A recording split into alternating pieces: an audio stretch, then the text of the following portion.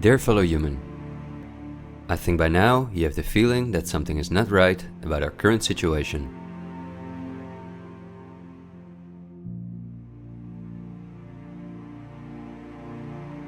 But I also think that the many ill-founded conspiracy theories may have caused you to distance yourself from both the media scaremongering and from those who spread the conspiracy theories. Still, I hope you will listen to me for a moment, because as you watch this video, hundreds of millions of people worldwide are falling into poverty because of the measures that have been in place for so long.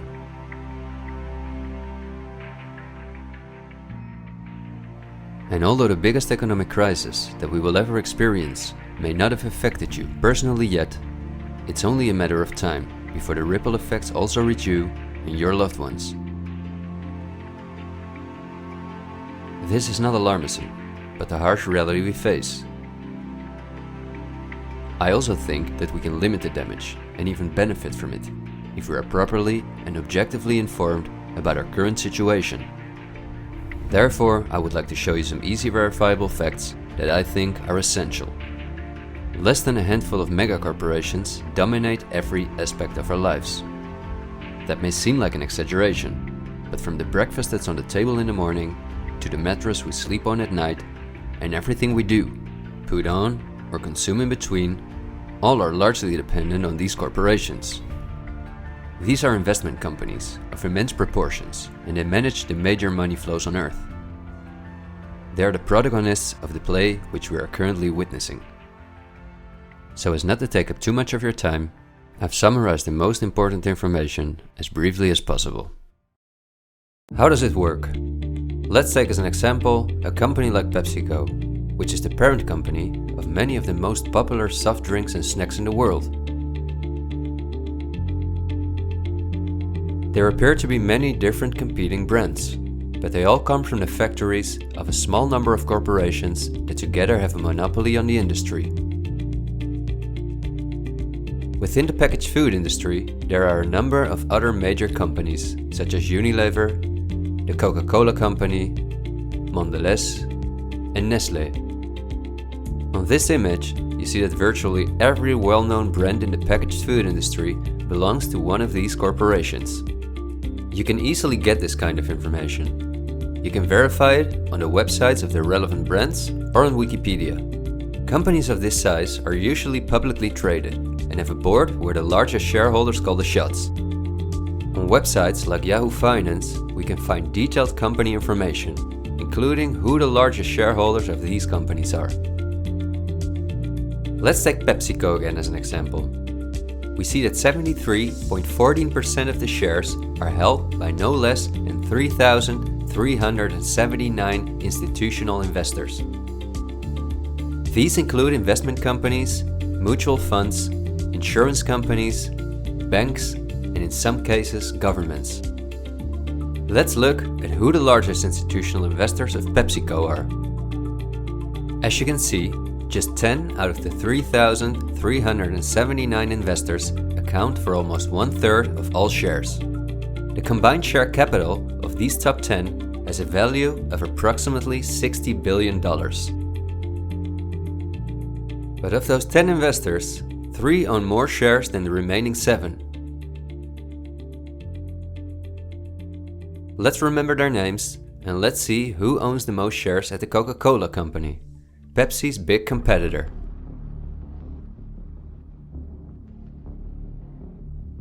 We see that just like with PepsiCo, the majority of the shares are held by institutional investors. Let's look at the top 10 and start with the last one of them. 4 out of these 6 institutional investors we also saw at the last 6 of PepsiCo. These are Norton Trust, JP Morgan Chase, Gielen Capital Management, and Wellington Management. Now, let's look at the 4 largest shareholders. 3 of these we also saw in the top 4 at PepsiCo. They are BlackRock, Vanguard, and State Street. And there's another one, Berkshire Hathaway. These are the 4 largest investment companies on the planet. PepsiCo and Coca-Cola are anything but competitors. But also the other big companies that own many brands, such as Unilever, Mondelez and Nestlé, are owned by the same small group of institutional investors. And you don't only find these names in the packaged food industry. For example, let's look up on Wikipedia what the largest companies are within the technology industry. Facebook owns WhatsApp and Instagram. Together with Twitter, they form the most popular social media platforms in the world. Alphabet is the parent company of all Google businesses, including YouTube and Gmail, but they are also the biggest sponsors and developers of Android, one of the two operating systems on which almost all smartphones and tablets in the world run. The other operating system is Apple's iOS. Finally, if we add Microsoft to the other three, we see that 4 companies produce the software that almost all computers, tablets and smartphones in the world depend on. Let's see who owns the most shares of these powerful companies. If we look at Facebook, we see that more than 80% of the shares are owned by institutional investors. These are the same names we saw in the food industry. Again, the same investors at the top. Then Twitter, which with Facebook and Instagram makes up the top 3. Amazingly, we see that the company is also owned by the same investors.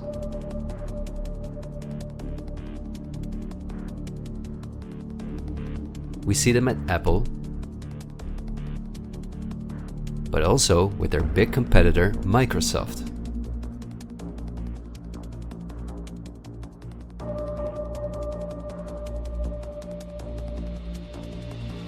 When we look at all the other companies that dominate the technology industry and build our computers, TVs, smartphones and household appliances, we see the same big investors who own a majority of the shares.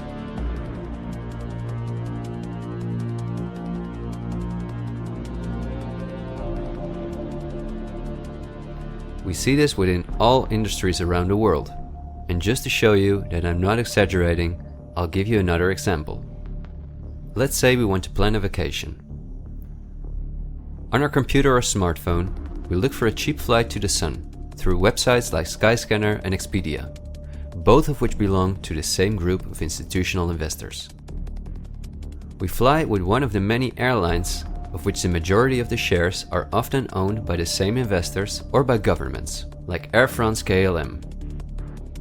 The aircraft we fly is in most cases a Boeing or an Airbus. Again, we see the same names. We look for a hotel or an apartment through Booking.com or Airbnb.com. Once we arrive at our destination, we go out for dinner, then we write a review on TripAdvisor.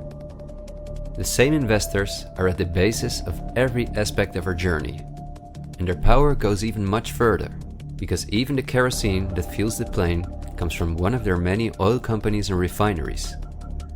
Just like the steel that the plane is made of comes from one of their many mining companies. This small club of investment companies, banks and mutual funds are also the largest shareholders in the primary industries, where our raw materials come from. If we look on Wikipedia for the largest mining companies in the world, we see that their shareholders are the same institutional investors we see everywhere else. The same goes for the largest agricultural companies in the world that our entire food industry depends on. For example, they own Bayer, the parent company of Monsanto, the world's largest seed producer, which produces 90% of all the cotton seed on Earth, as well as the majority of all other seeds. But these institutional investors are also the shareholders of the largest textile manufacturing companies in the world, and even the numerous popular clothing brands that turn the cotton into the clothes we wear are owned by the same group of investors.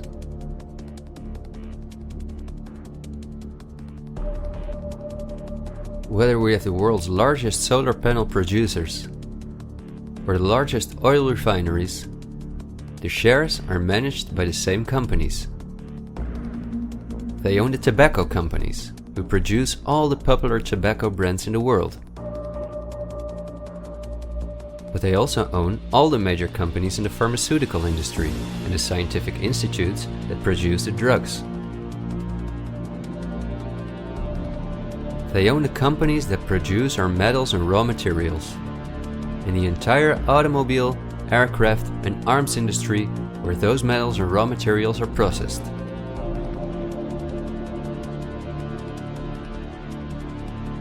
They own the companies that build our electronics. They own the big department stores and online marketplaces.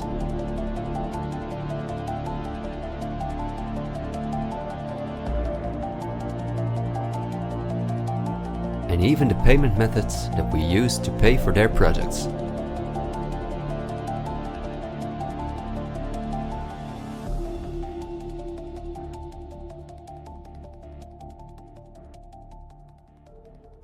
Because I want to keep my story as short as possible, I've decided to only show the tip of the iceberg. If you decide to investigate on your own, using the sources that you've just seen, then you will discover that even many of the most well-known insurance companies, banks, construction companies, telephone companies, restaurant chains, and cosmetic brands are owned by the same institutional investors we just saw.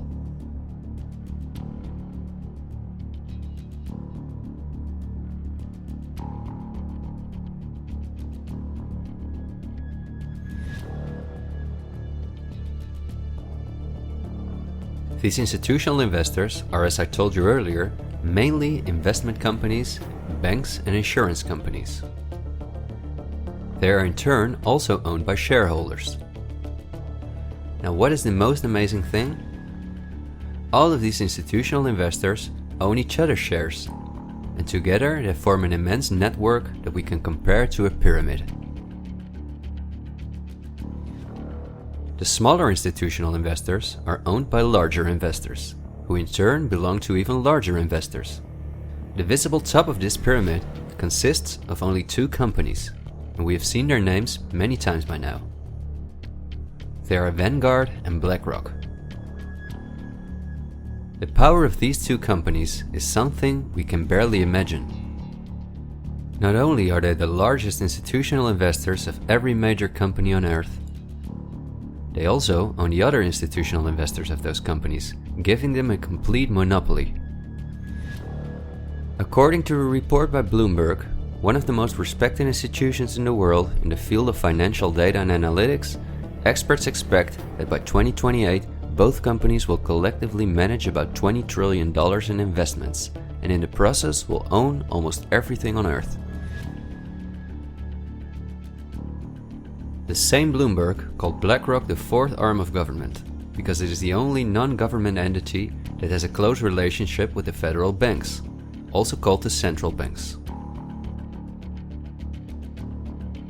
BlackRock not only lends money to the federal banks, but is also their principal advisor and the developer of the computer system that the federal banks use. Dozens of BlackRock employees had senior positions in the White House during the Bush and the Obama administrations, and currently under Joe Biden. BlackRock CEO Larry Fink is a welcome guest with many heads of state and politicians, and understandably so. He's the face of the company that pulls the strings.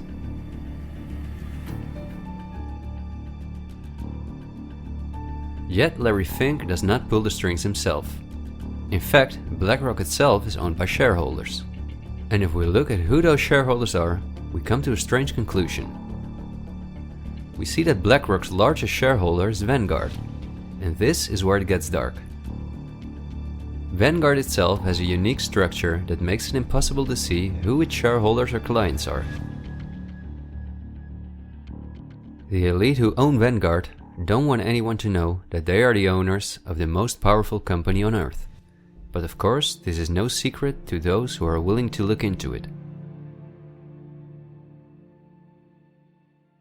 Reports by Oxfam and Bloomberg show that 1% of the world's population collectively owns more money than the other 99%. Indeed, Oxfam claims that as much as 82% of all the money earned in 2017 went to this 1% of people. Naturally, those who own the most powerful company on Earth would also be the richest among this 1%. In other words, they are part of the 0.001%. Forbes, the most well-known business magazine in the world, claims that by March 2020 there were some 2,075 billionaires. Oxfam's report showed that 2/3 of all these billionaires obtained their fortune through inheritances and monopolies. So this means that Vanguard is in the hands of the richest families on earth. If we study their history, we discover that these families have always belonged to the top of the pyramid, some even well before the Industrial Revolution began. Because their history is so interesting and extensive, I will explain some more about them in the follow-up video that I'm currently working on. But in order not to elaborate too far, I will just point out that many of these families belong to royal bloodlines, and they are the founders of our banking system, the United Nations, and every industry in the world.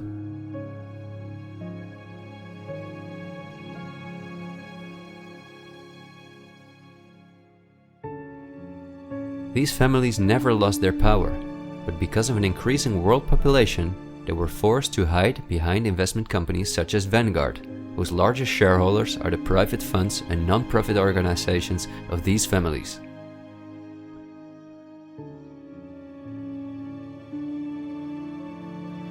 To make the bigger picture more clear, I need to briefly explain something about these non-profit organizations. These are the links that connect the business community with politics and the media, allowing major conflicts of interest. At first glance, however, this is not too noticeable.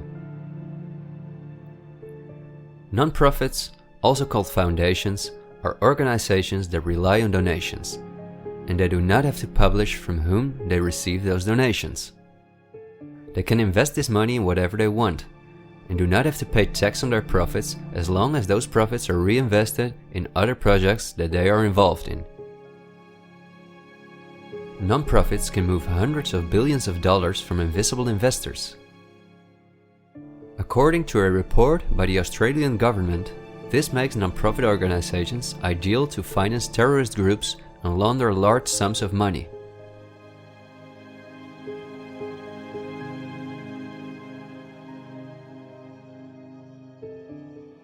The foundations and funds of the families who are highest in the hierarchy of the 1% hide behind the scenes as much as possible. However, for cases that have a lot of publicity and attention, they use the foundations of philanthropist families that are lower in the ranking, but who are also extremely wealthy. In order to be concise, I will only highlight the 3 most important foundations in the world that connect all the industries in the world to each other. These are the Bill and Melinda Gates Foundation, the Open Society Foundations of the controversial multi-billionaire George Soros, and the Clinton Foundation. A very brief introduction to give you an idea of the size of these types of foundations. According to the official website of the World Economic Forum, the Gates Foundation is the largest funder of the World Health Organization, after President Donald Trump halted the funding of the WHO by the US in 2020. This makes the Gates Foundation one of the most influential organizations in the world in the area of everything that relates to our health. The Gates Foundation has a close partnership with the 16 largest pharmaceutical companies in the world, including Pfizer, AstraZeneca, Johnson & Johnson, BioNTech, and Bayer, and we have just seen who own the most shares of these companies.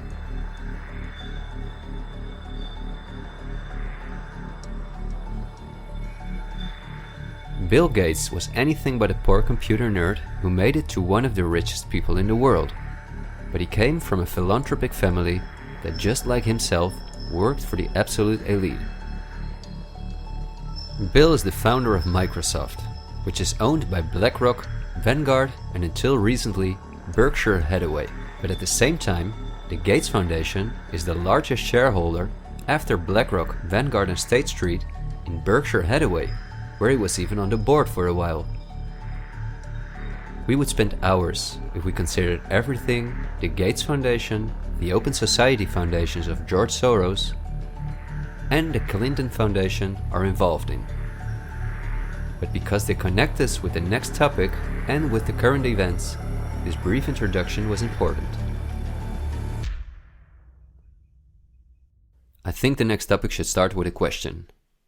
A random person like myself, with very little experience in video editing, using an old laptop, can in 20 minutes objectively portray that only 2 companies have a total monopoly over all the industries in the world.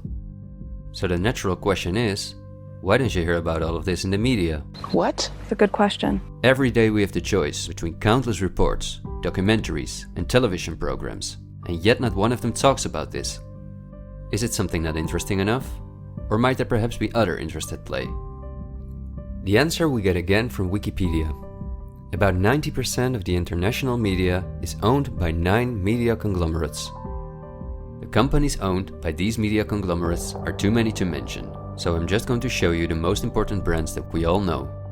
Viacom CBS is the parent company of, among others, all CBS channels, Paramount, where the most famous movies and series in the world come from, MTV, Comedy Central, Nickelodeon, the popular British Channel 5, and the popular Australian 10. Guess who the largest shareholders of Viacom CBS are? Before we look at the other major conglomerates, let's not forget to mention our extremely powerful streaming monopolists, Netflix and Amazon Prime, both of which belong to the same shareholders.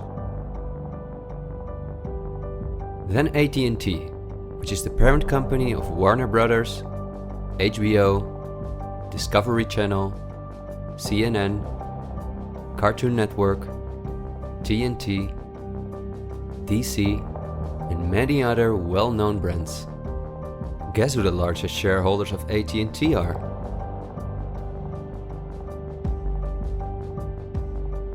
The third one is the all-powerful News Corp. This company owns many of the most well-known national and regional newspapers, magazines, and TV channels in the US, the UK, and Australia. The shares of News Corp are owned by the American multi-billionaire Rupert Murdoch and by the institutional investors we see everywhere else. News Corp's sister company is Fox Corporation, which is also one of the most powerful media conglomerates on Earth. Just like News Corp, it is owned by the Murdoch family and the usual investors. Then the Walt Disney Company, a conglomerate of unimaginable dimensions, with many subsidiaries such as Pixar, Marvel, 20th Century, Lucasfilm, ABC, National Geographic, and Hulu. Who are their biggest shareholders? Another powerful media conglomerate is Comcast. This is the parent company of NBC, DreamWorks, Universal, the Sky Group, Focus Features, Xfinity, and many other major media brands. As you would expect, their largest shareholders are Vanguard and BlackRock.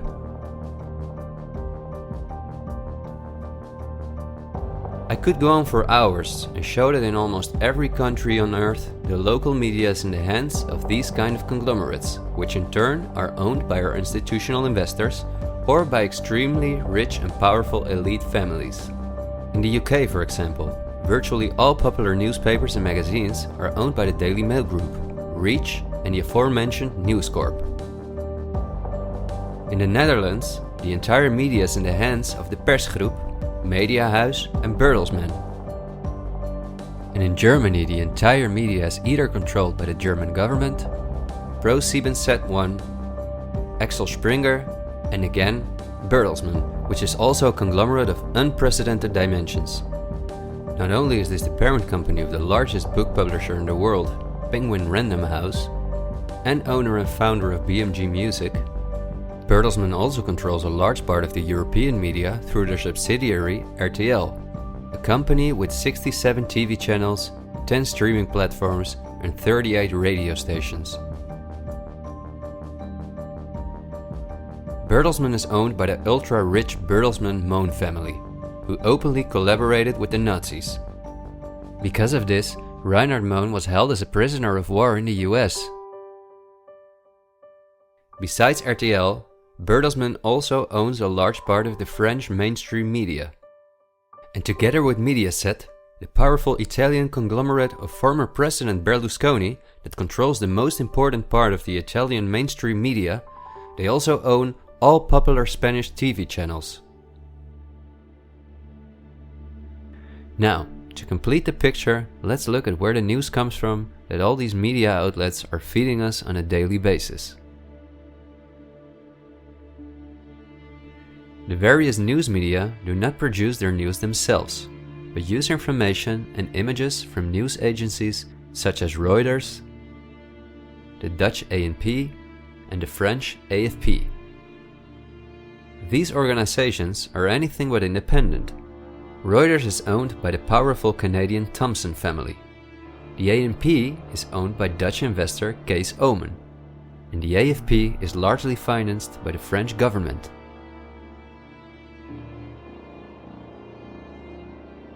The main journalists and editors who work at our media or at these news agencies are affiliated with important journalistic organizations, such as the European Journalism Center.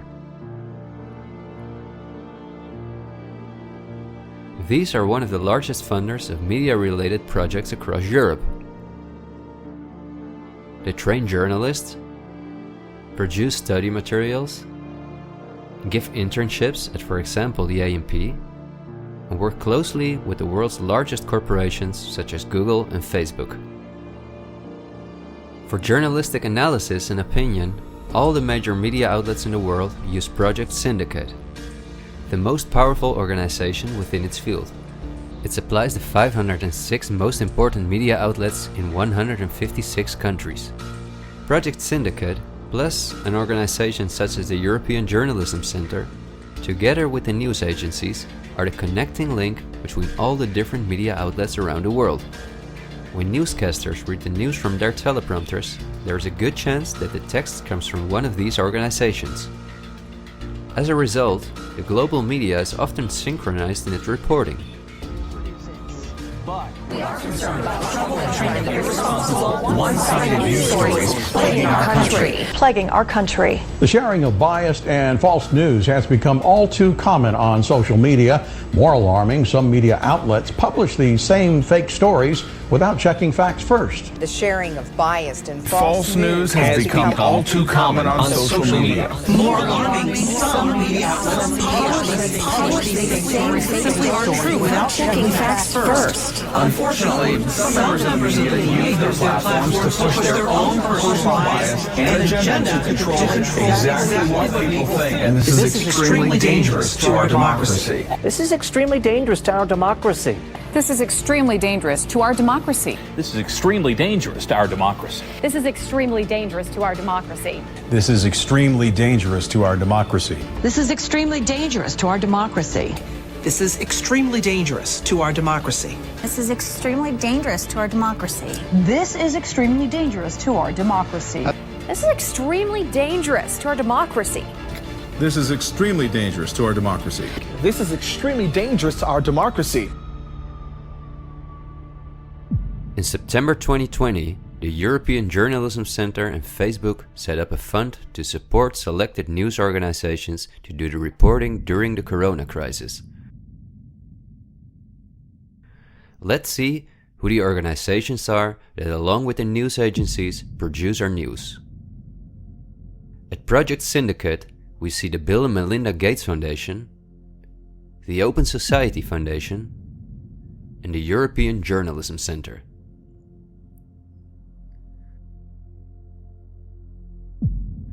Then the European Journalism Center itself. Again we see the Gates Foundation and the Open Society Foundation. And they also receive large donations from Facebook, Google, the Dutch Ministry of Education, Culture and Science, and from the Dutch Ministry of Foreign Affairs. The organizations that are at the heart of our information flow are funded by the non-profit organizations of the same elite who also controls the entire media. However, a part of our tax money goes to these organizations as well.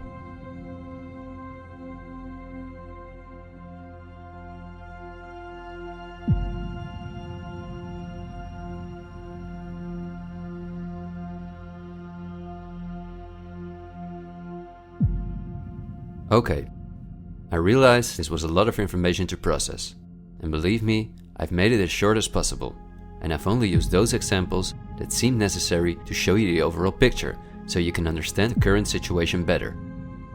It is an all-encompassing topic that can change our view on many historical events, but my goal is to inform you about the danger in which we presently find ourselves. There will be enough time for us to delve into the past, so let's talk about the current events now. The elite that controls every aspect of our lives, up to the information that we receive, depends on an unimaginably coordinated collaboration to keep all the different industries on Earth connected to each other, in order to ensure they all work in the elite's interests.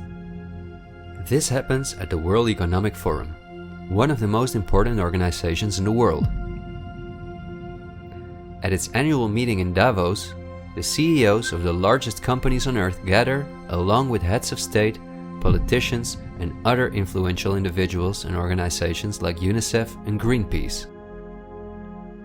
Serving on the board of trustees are former US Vice President and climate change guru Al Gore, BlackRock CEO Larry Fink, the President of the European Central Bank Christine Lagarde, the Director of CERN Fabiola Gianotti, the Queen of Jordan, the Director of the International Committee of the Red Cross Peter Maurer, and many other politicians and CEOs of the world's most influential companies. According to the WEF's official website, their annual membership fee ranges between 53,000 and 530,000 euros. But according to the WEF's year reports, around 71% of their total budget comes from its partners, who in this way pay for the membership of young politicians who cannot afford their own fee. Wikipedia reports the following.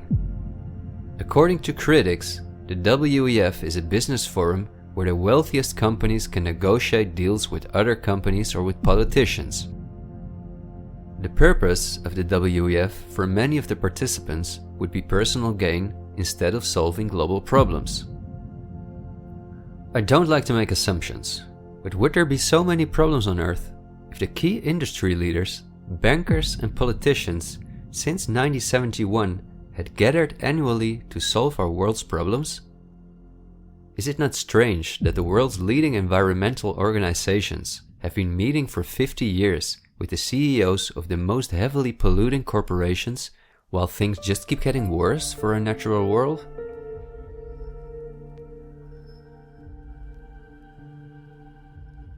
That these critics of the WEF are right soon becomes clear when we look at who the most important partners are that account for almost 71% of the WEF's budget.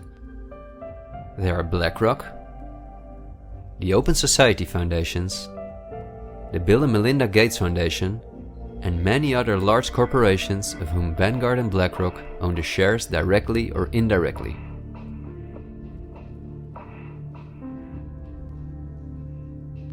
The president and founder of the WEF is Klaus Schwab, a German professor and businessman. In his book, The Great Reset, he describes in detail the plans of his organization.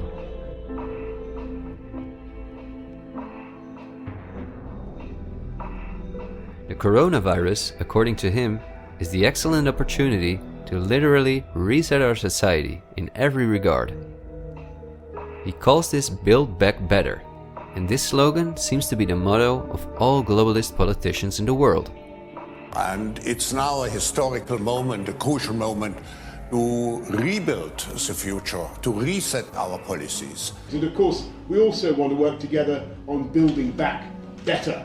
You know, I said we're going to build back and we're going to build back better. It's certainly a major crisis, but it also offers us a unique opportunity. We must use this historical opportunity. Together we can turn a crisis into an opportunity. But this global pandemic has also created an opportunity to build back better. To build back better later. But also to build back better. To build back a better world. To build back better. We can't just build back, we got to build back better. And achieve the Sustainable Development Goals. And climate action is an essential part of that. According to Schwab, our old society should be exchanged for a new one, in which countries give up their sovereignty to an all-encompassing world government, in which people own nothing but work for the state, in exchange for their housing, healthcare, and all their other basic needs. All of this is necessary, according to the WEF, because our modern consumer society, which the elite themselves imposed on us, can't keep going as it is. It's no longer sustainable.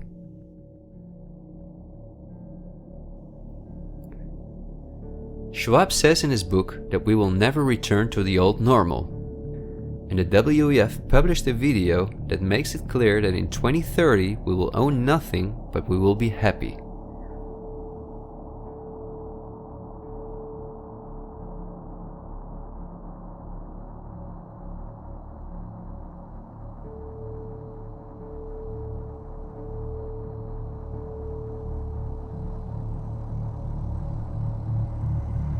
You've probably heard some talk about the New World Order. The media wants us to believe that this is a topic for conspiracy theorists, although it has been talked about for generations by presidents such as George Bush Sr., Nelson Mandela, and Bill Clinton. We have before us the opportunity to forge for ourselves and for future generations a new world order, a world where the rule of law, not the law of the jungle, governs the conduct of nations. When we are successful, and we will be, we have a real chance at this new world order, an order in which a credible United Nations can use its peacekeeping role to fulfill the promise and vision of the UN's founders. After 1989, President Bush said, and it's a phrase that I often use myself, that we needed a new world order. That the affirmative task we have now is to actually create a new world order. But also by the world's most famous philanthropists such as Cecil Rhodes, David Rockefeller, Henry Kissinger, and even George Soros. I think you need a new world order, that China has to be part of the process of creating it, and they have to buy in, they have to own it. These important figures, who apart from Mandela, were all among the top of the elite when they were still alive, are not the only ones who dream about an all-powerful world government. In 2015, the UN presented its controversial Agenda 2030, which is almost identical to Klaus Schwab's Great Reset. In their own words, the UN, like Schwab, wants to ensure that by 2030, poverty, hunger, environmental pollution, and disease no longer exist on Earth. It sounds like a sympathetic plan, until you read the fine print. You see, the idea is that Agenda 2030 is going to be paid for by us, the citizens. And just as it is currently required of us that we give up our basic rights for the sake of public health, we will be demanded to give up our wealth in favor of poverty reduction. These are not conspiracy theories. You can read this for yourself on their official website. In short, it boils down to this. The UN wants to take the tax money from all Western countries and give it to the megacorporations of the elite, who will be contracted to rebuild society. Globally, a completely new infrastructure is needed, because fossil fuels must be made a thing of the past, according to the UN. For this immense project, a world government is needed, says the UN. And the same UN takes it upon herself to be this global government. Just like Schwab, the UN also believes that a pandemic is the perfect opportunity to accelerate the implementation of Agenda 2030. It is worrisome that the WEF and the UN openly admit that they consider pandemics and other disasters as an opportunity to transform society, especially since we have seen that the elite have all the resources at their disposal to make us believe that there is a pandemic, and even to create one. So we certainly should not take these things lightly, and we should examine them carefully. And when we do that, we come across things that are even more troubling.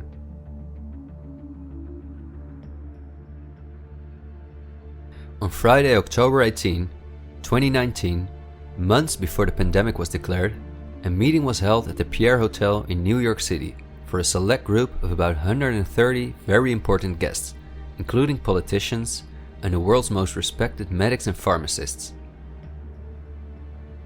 The purpose of the meeting was to simulate the possible scenarios in the event of a global pandemic.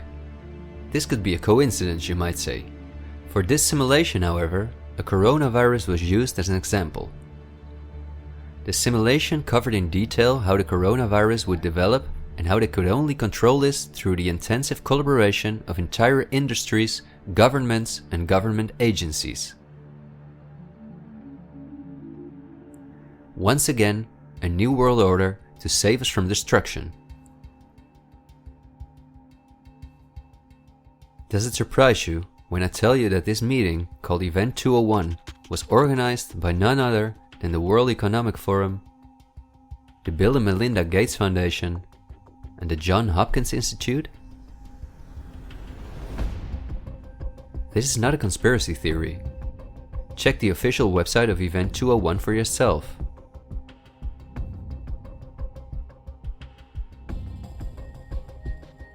Perhaps at this point, it will no longer surprise you that the German Robert Koch Institute, which like every national health institute in the world is closely linked to the WHO, which is funded by Bill Gates, created a similar simulation in 2012.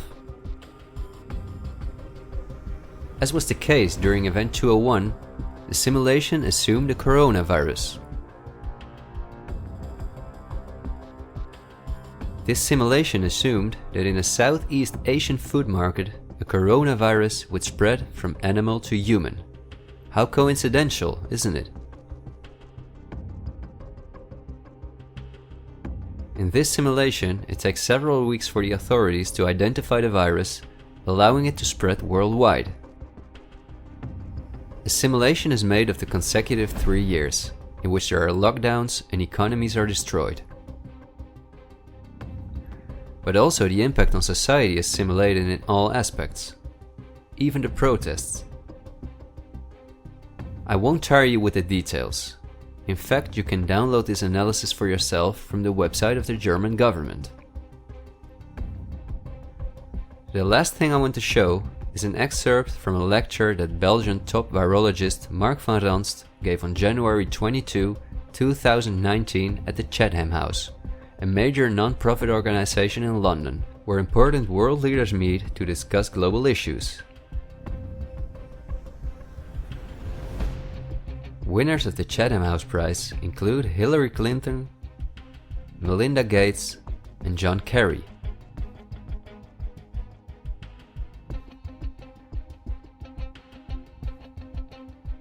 What Van Ranst is discussing is simply shocking. Van Ranst in fact explains how he has fooled the entire Belgian population during the swine flu through fear-mongering, out-of-context mortality rates, and media manipulation. He laughingly explains how he managed to impose the vaccine for the swine flu on the frightened Belgian population, a vaccine produced by the pharmaceutical companies he worked for. Thank you very much, Ab. Thanks for the invitation. And I was asked to tell you about my experiences being the crisis manager, the flu commissioner for Belgium, and highlighting the communication. And then you have one opportunity to do it right. I mean, day one is so important. In day one, you start your communication with the press, with the people, and you have to do it right. I mean, you have to go for one voice, one message. In Belgium, they chose to appoint a non-politician to do that. I mean, I have no party affiliations, and that makes things a little bit, at that time at least, a little bit easier, because you're not attacked politically, majority, minority. That doesn't come into play, and that was a huge advantage. The second advantage is that you can play in Brussels the complete naive guy and get a lot more done than you would otherwise be able to do.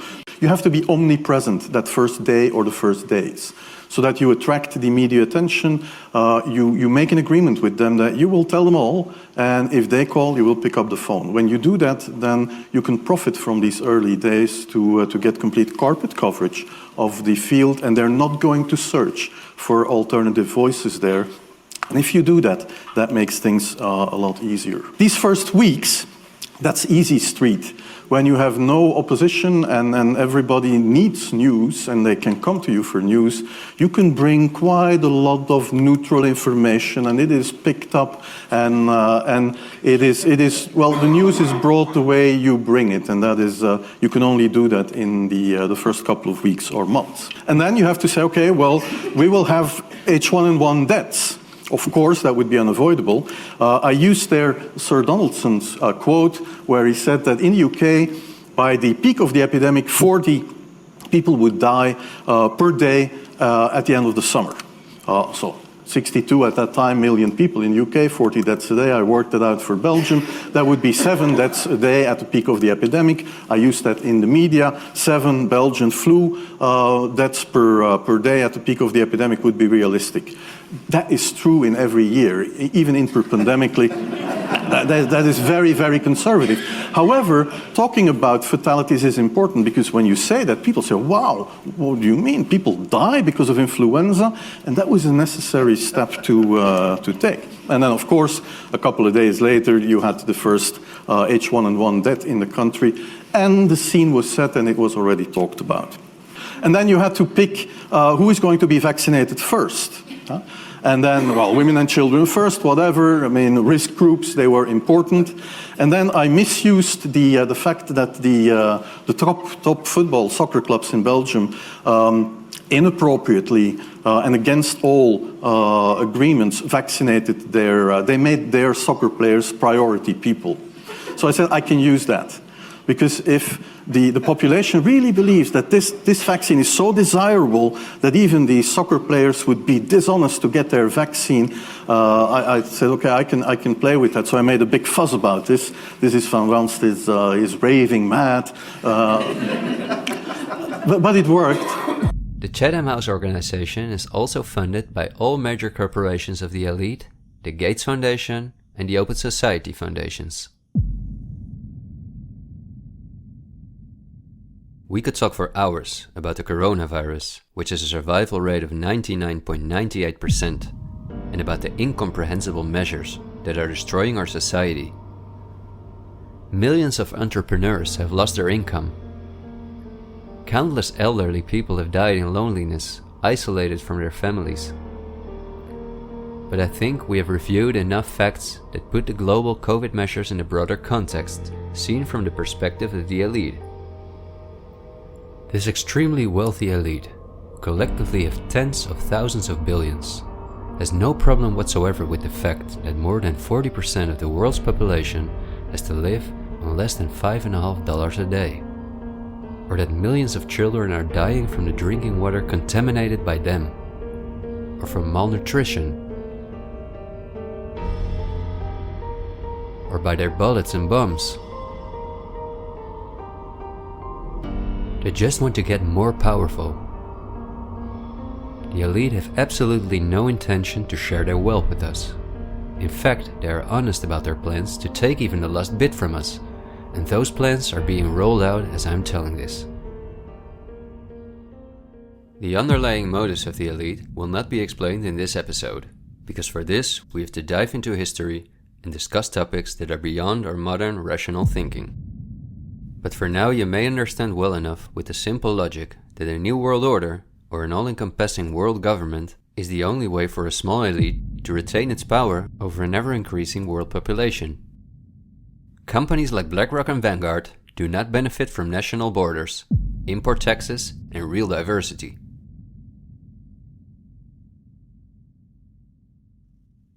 Only through fear and media manipulation can they maintain their grip on all of us.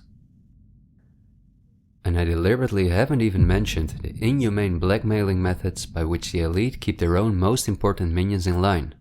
Because if this topic has aroused your curiosity, you will undoubtedly find out all about this in time. The elite have no intention to cure us from the countless diseases we've contracted from the toxic food they've produced, and from the environmental pollution which they have caused. After all, if we didn't get sick, the entire pharmaceutical industry would collapse. Nothing sells like fear is the motto of top virologists like Mark van Ranst. You will be amazed, as I was, when you discover that we have been warned countless times about this elite. I think we're being run by maniacs. If anybody can put on paper what our government and the American government, etc., and the Russian, Chinese, what they are actually trying to do, I think they're all insane. But I'm liable to be put away as insane for expressing that. That's what's insane about it. Don't you agree? For we are opposed around the world by a monolithic and ruthless conspiracy that relies primarily on covert means for expanding its sphere of influence, on infiltration instead of invasion, on subversion instead of elections, on intimidation instead of free choice, on guerrillas by night instead of armies by day. It is a system which has conscripted vast human and material resources into the building of a tightly knit, highly efficient machine that combines military, diplomatic, intelligence, economic, scientific, and political operations. Its preparations are concealed, not published. Its mistakes are buried, not headlined. Its dissenters are silenced, not praised. No expenditure is questioned, no rumor is printed, no secret is revealed. President Kennedy has been assassinated. It's official now. The president is dead. Women here in shock, some have fainted. Men, Secret Service men standing by the emergency room, tears streaming down their face. There's only one word to describe the picture here, and that's grief, and much of it. It's official. As of just a few moments ago, the President of the United States is dead.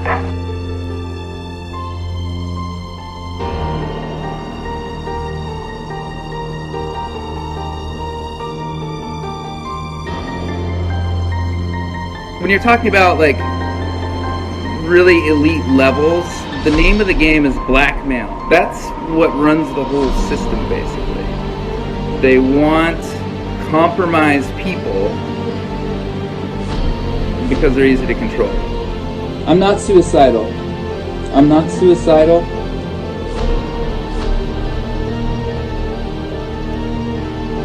The deep state is those people within the U.S. government that are career employees that cannot be fired by people that we elect, by the Congress or the President. Are these people in control? Can they enact laws? Fuck yes. Can we fire these people? No. Can presidents fire them? No. It's designed that way so that political parties and political interests cannot affect the deep state. Do you understand the nightmare of our situation, people? It is no secret. It is as open as it can be. The deep state does control America. Wake up, people, please. God, use some common fucking sense. Thank you.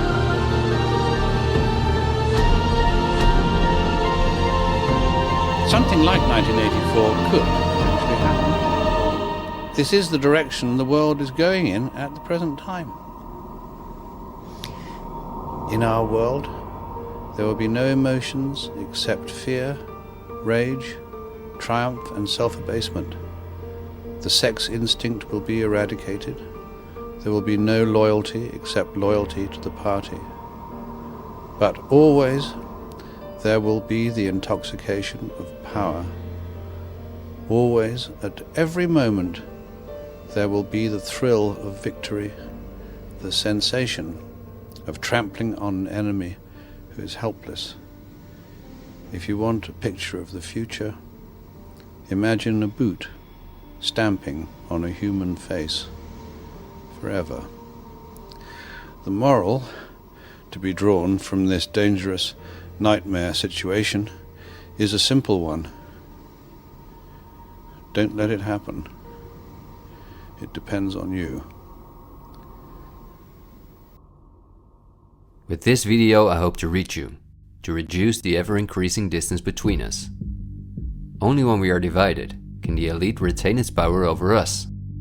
the greatest fear of the elite is that we will realize what is really going on Earth. And the only way the elite thinks they can prevent this from happening is through censorship,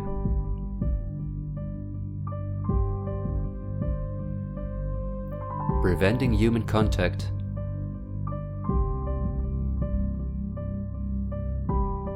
the incessant framing of political opponents and those who think differently,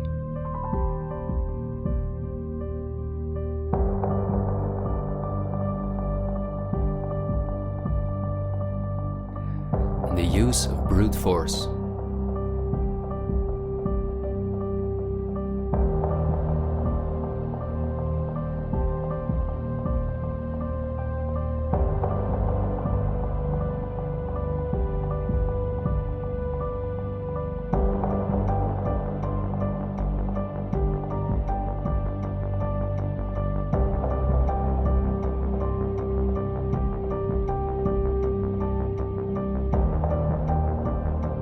The plans of the elite are clear, and so is the ruthless way in which they want to accomplish them.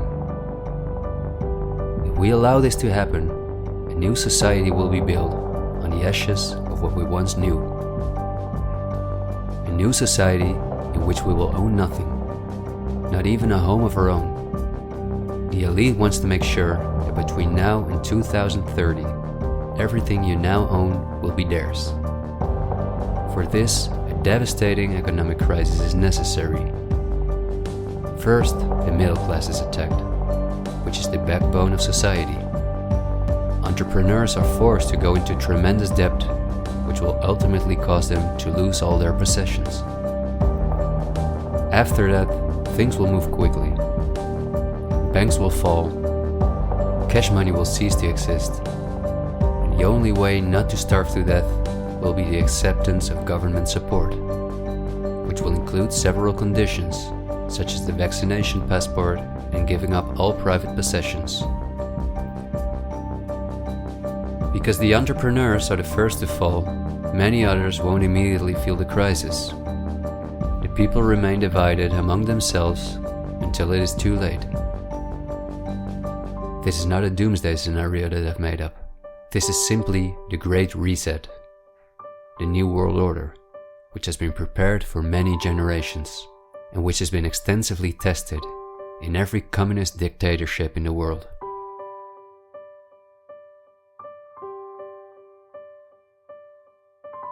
But this can also go a different direction, and instead of a great reset, we can cause a great awakening and create a world where no one has to go hungry, and where we can live in a sustainable way, in freedom with each other and with nature. This is not an idealistic daydream. There have always been forces that have sought to break the power of the elite, but until recently, our means of communication were always insufficient to get a mass network in motion. The elite have always kept us in ignorance about the discoveries of geniuses such as Tesla, who was far advanced in the field of clean, free energy. Or Dr. Rife, who used radio waves to cure at least 16 terminal cancer patients before he, just as Tesla, died in a suspicious manner.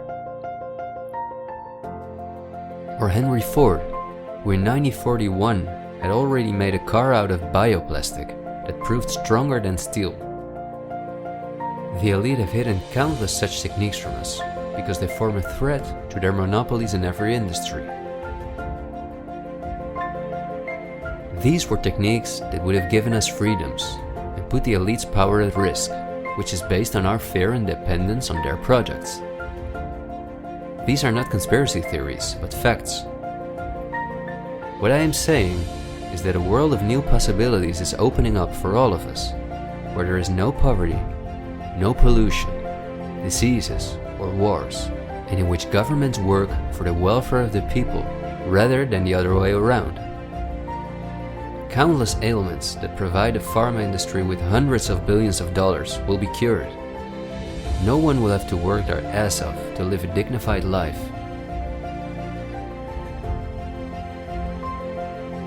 People will no longer live in fear because of the lies of the media, the pharma industry, the climate lobbies, and politicians. It's all on the horizon, but we have to go through the storm first and recognize what the real problem is in our society. I want to thank you for listening to me, and I hope someday, in freedom, together we'll reflect back on this unique moment in history. There is still so much to tell, but we will save the rest for later. This video was only intended as an introduction. This is where our journey starts, and it will be a difficult one, but we will undertake it together, and we will help each other get up when we fall.